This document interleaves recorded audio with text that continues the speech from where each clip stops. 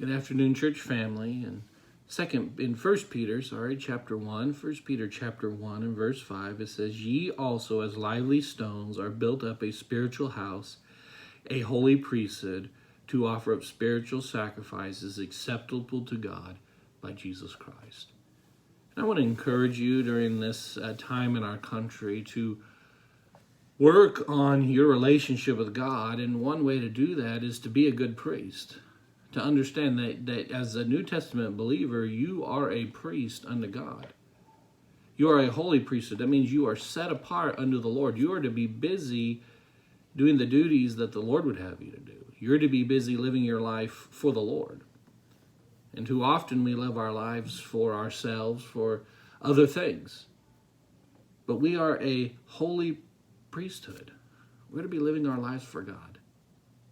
And I want to encourage you to spend some time praying, asking God today to help you to be a better priest.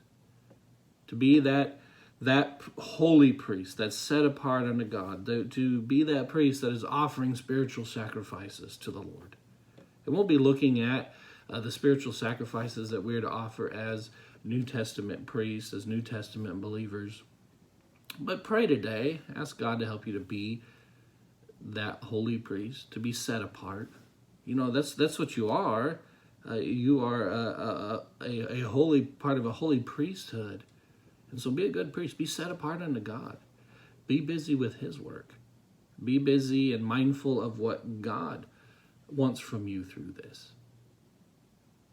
And so we are to offer spiritual sacrifices. We see that in chapter 2 and verse 9, "But you are a chosen generation, a royal priesthood, a holy nation, a peculiar people, that you should show forth the praises of Him who hath called you out of darkness into His marvelous light." We are called into the marvelous light of Jesus Christ, out of darkness.